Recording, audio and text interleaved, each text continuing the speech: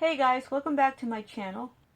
Today I decided to deviate from the typical videos that I usually make on my channel, and I decided to spice things up a little bit. I just want to address my opinion on a serious topic that has been trending on the internet for a couple of days now. The main topic of today's video is a very serious and controversial topic that has been trending like wildfire on the internet, and it is about the allegations that have been going on against Kricfalusi, who's the creator of the 90s Nickelodeon show Ren Stimpy, and Dan Schneider, who's the producer and creator of a couple of well-known 90s Nickelodeon shows, such as All That, Kenan Kel, and The Amanda Show.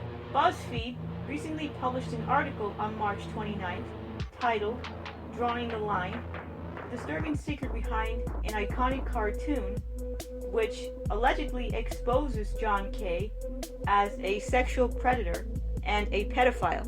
The story starts off with Robyn, Byrd, and Katie Rice, who were both teenagers at the time that Ren Stimpy was airing on Nickelodeon. They were both minors at the time, and they were fans of the Ren and Stimpy show. Robyn Byrd was 13 years old at the time, and she was a fan of the Ren and Stimpy show and a fan of John K's.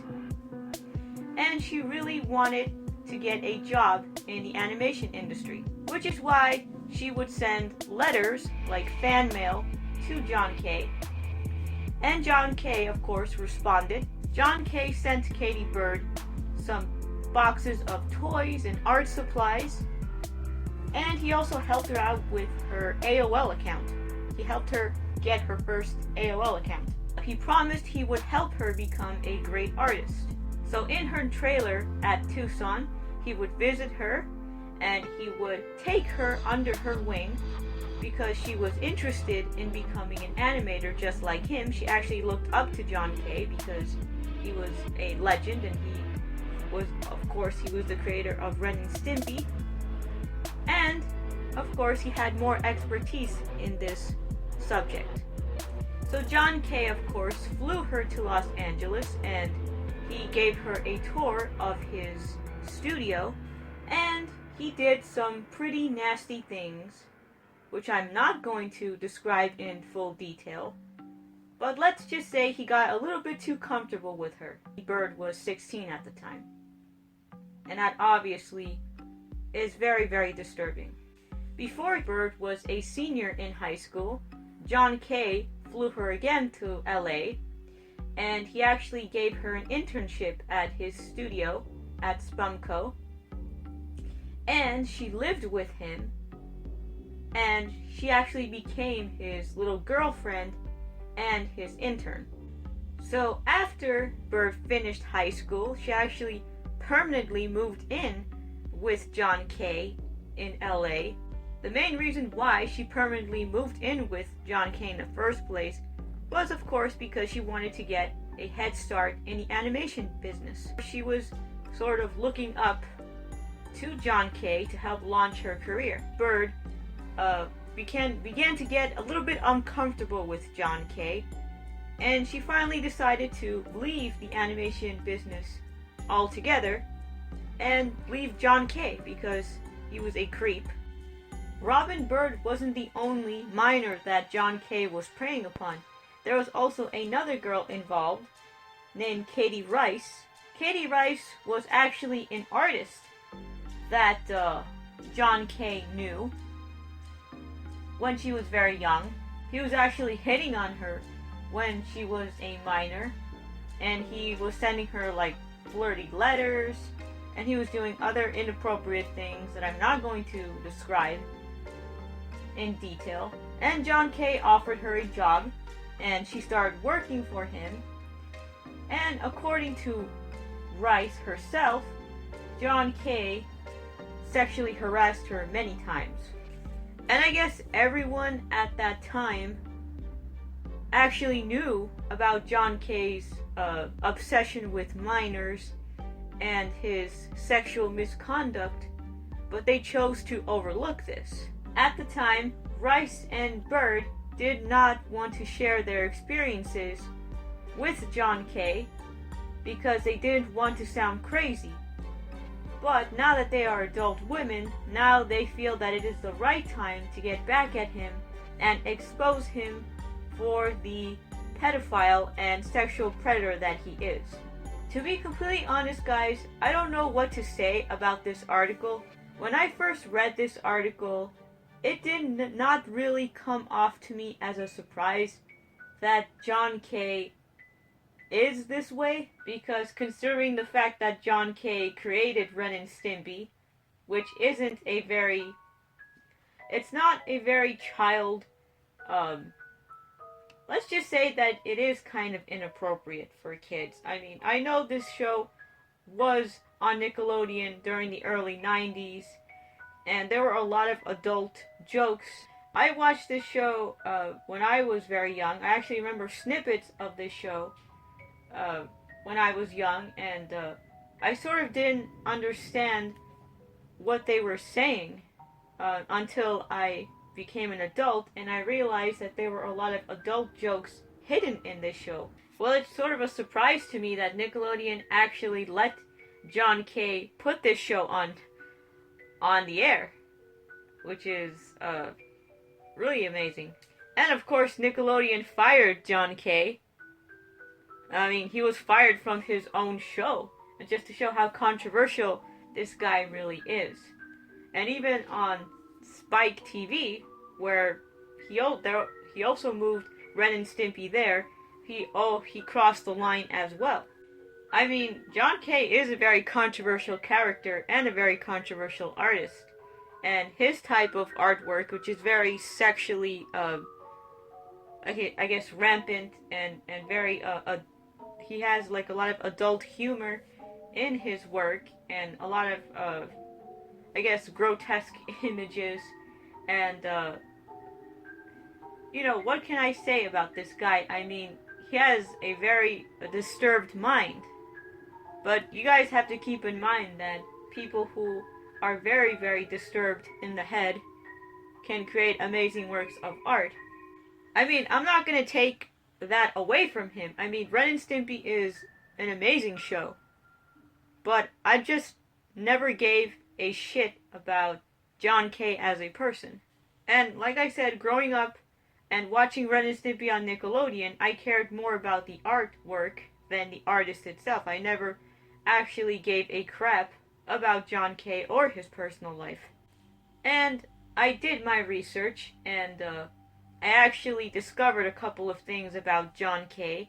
recently that a lot of people who worked for John K.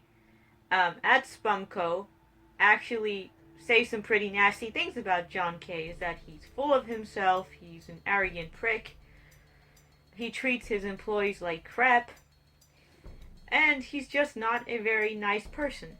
And John K's also not very open to new ideas. He's kind of stuck in the 1940s cartoons. He only likes Looney Tune cartoons and Tex Avery cartoons, and you sort of see that influence in his work, and he's not open to any other cartoons after the 1940s, which kind of pissed people off.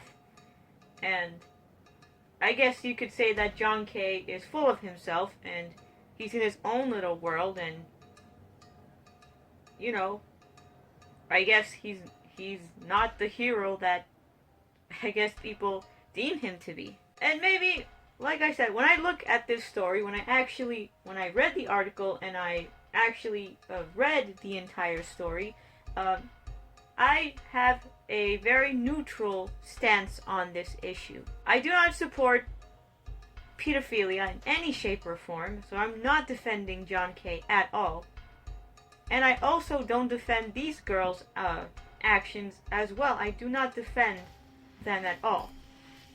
You know, as minors, I agree that, you know, we all have heroes, we all have celebrities and people that we worship, and we kind of want to give people the benefit of the doubt, and we kind of put people on pedestals because they have a lot of, let's just say they're very talented. Like in John K's case, he was a pioneer of animation. because Ren and Stimpy paved the way for other shows, such as Rocko's Modern Life and SpongeBob SquarePants. The animators of those shows were heavily influenced by the Ren and Stimpy show. So maybe they had a sense of idol worship of this guy. But, like I said before, their main motive, in life was to become an artist just like him. They had aspirations to become an artist and to have a job in the animation industry. When it comes to the animation industry or the media industry in general lines, it is always going to be dominated by men. As a female, it's very hard to be taken seriously in a male-dominated industry such as the animation industry and the media industry, or the entertainment industry in general. It's very hard for a female artist to be taken seriously. But if I were in these two girls' shoes, as a teenager, it doesn't matter if you're a child or an adult or whatever, it doesn't matter what age you are, I would never ever confide in somebody like John K. I would probably not be very comfortable with him. I would probably listen to my instinct, to my gut instinct, and I would probably run for the hills. It doesn't matter if this guy is a celebrity or if he has if he's just an animation legend. It doesn't matter. I mean, I would not let someone like this cross the line with me. I would not let anybody betray my trust or emotionally manipulate me in any shape or form. I mean, if I was a teenager, I probably would not make any type of deal with John K. at all. I mean, it doesn't matter, internship or not, I would probably run away as fast as I can and never come back. I would not be willing to negotiate with John K. The man is obviously demented. He has a lot of problems. He has a lot of mental health issues. And he just has a very, I guess you could say, a very disturbed way of looking at women. The guy obviously likes underage girls, and he made that apparent in his interview with Howard Stern when he says that he likes to draw girls with big cans and nice legs, as long as they're underage. And this guy's character is not very professional, and he's quite sleazy, and he doesn't have a very good repertoire. And that's why I would never ever confide in this person at all. So I guess you could say these gullible, naive teenage girls sort of confided too much in John K. and sort of believed the best in this guy. But it doesn't matter. In my personal opinion, it just doesn't matter if someone is, if someone is a legend or not. Their character tells everything. Their behavior tells everything. And if someone's behavior is obviously inappropriate and is making you uncomfortable, then you definitely have to leave, and you definitely have to stop negotiating with this person. It doesn't matter if they're going to finance your career or they're going to offer you something. They're probably not going to offer you anything at all. And maybe this guy's entire motive of hanging out with these two girls was just to have fun with them and just to basically get into the physical things. He probably wasn't interested in financing their career at all or helping them become artists. He just wanted to use them. And I guess the moral of the story is to not get involved with a person like that. And it doesn't matter if they're going to offer you a job in the industry or they're going to offer you something. If their behavior just is terrible, you shouldn't be excusing that just because they're a legend. And in that case, I do not support neither side. I do not support pedophilia at all. And I don't support these minors who are now adult women exposing this guy I should probably say that it's a little bit too late to expose this guy. I mean, it is kind of creepy, but I'm not surprised because John K, like I said before, is a very controversial and a very difficult person to work with. And if somebody is making you uncomfortable, no job negotiation, no job offer or internship offer would make me happy. I would definitely leave. And I wouldn't care. I would just leave. You know, it doesn't matter if you're John K, or if you're Brad Pitt, or any other actor in Hollywood or animator, I would definitely not negotiate with you ever again. And John K is obviously a creep. He's a very perverted man. He is very demented, and he actually did the artwork for Miley Cyrus's Bangers tour. And it kind of shows you how this guy really is. It shows you what type of person he is. He's a very perverted person, and he likes sexually explicit images, and this is who he is as a person, and he's not going to change, and this is the person that he is, and I don't see how this is so upsetting for some people. And he does have a problem because he has a thing for underage girls, and that's a huge crime, you know, that cannot be forgiven. But what can I possibly say? You know, I would not hang out with a predator to begin with. So on this issue, on this controversial issue, I have a very neutral stance on. Women and children are very vulnerable to getting exploited, sexually exploited, and abused in the media industry. Now, I'm going to move on to the Dan Schneider case. When it comes to the case of Dan Schneider, I got really creeped out.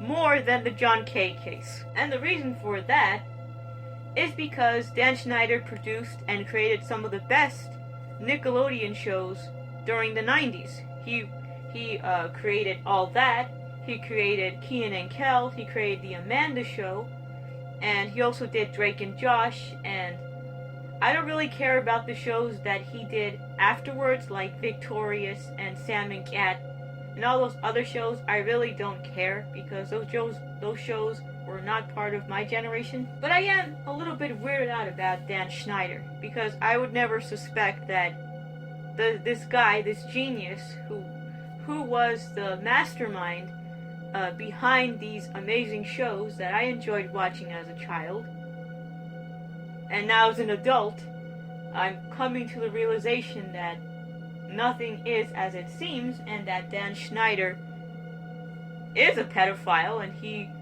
has been doing some really disturbing things with his co-stars, and he basically has a fetish, a foot fetish, especially with teenage girls. That kind of gives me the creeps. And now, the recent news is that Dan Schneider has been fired from Nickelodeon, and he's not coming back to Nickelodeon at all because the ratings have plummeted on Nickelodeon. The shows that Dan Schneider is currently doing are not doing very well on TV.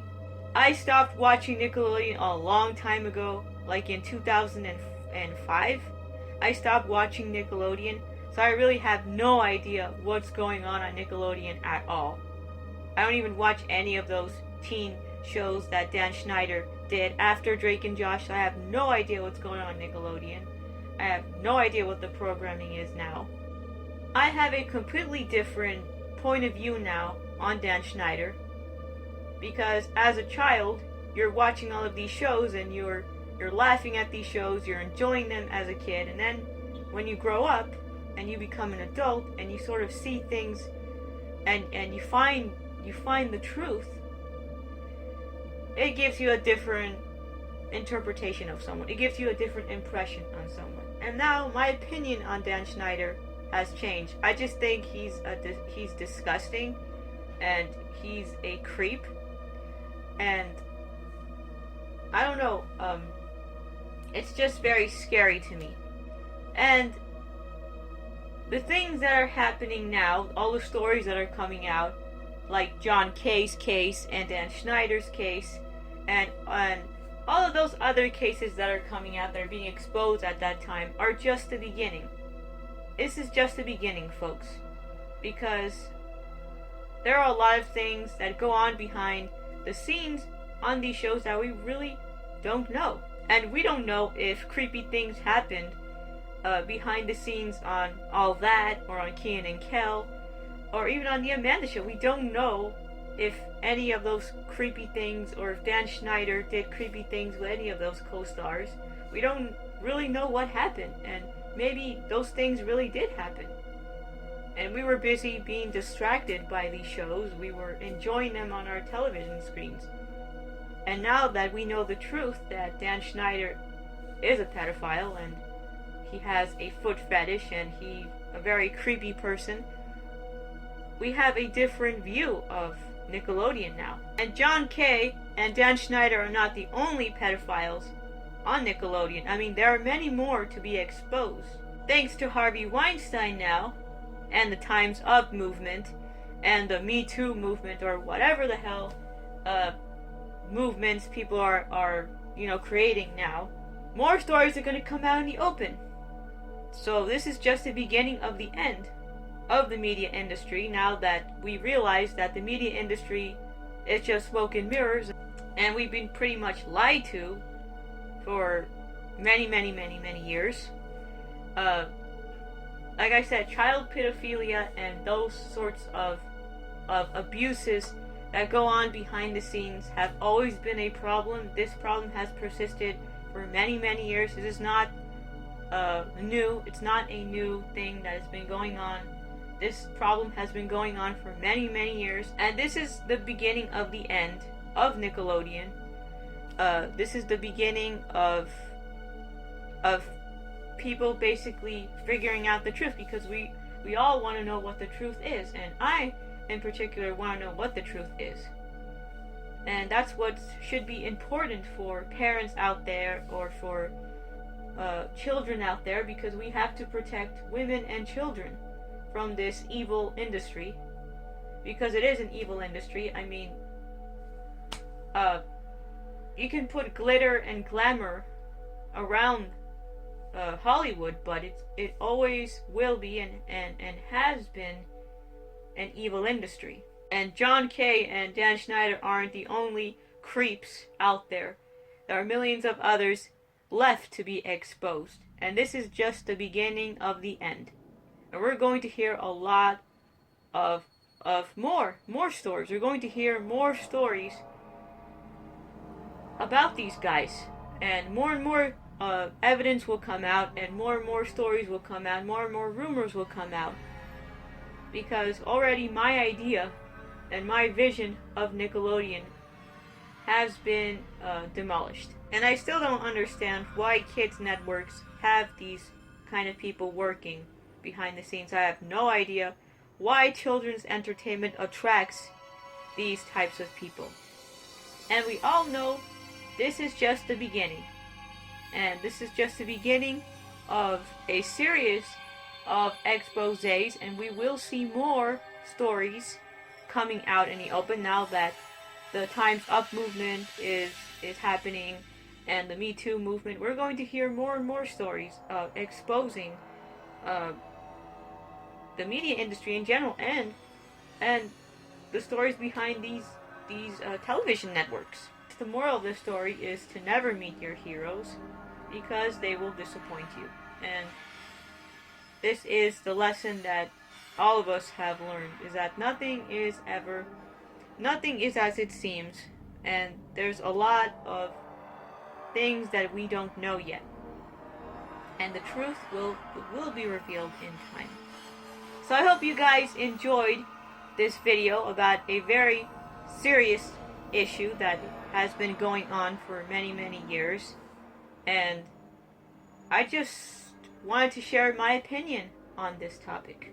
I'll provide a link in the description to this BuzzFeed article and to the article about Dan Schneider as well. Most of all, I want to hear about what you guys think.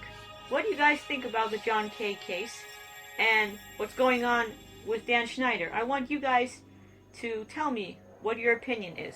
What is your stance on these stories that are coming out? Also, I want you guys to tell me what you guys think about Nickelodeon now. What will be the future of Nickelodeon now that Dan Schneider is no longer employed there? What is the future of Nickelodeon now? Will more stories be exposed? I want you guys to tell me. Please give me a like if you like this video. Please comment as well. Hit that subscribe button if you want to hear me talk more about these kinds of issues. Also, if you have any suggestions on any interesting topics you guys want me to talk about, then you're welcome to inbox me privately. Thank you very much for watching, and I will see you in the next video. Later!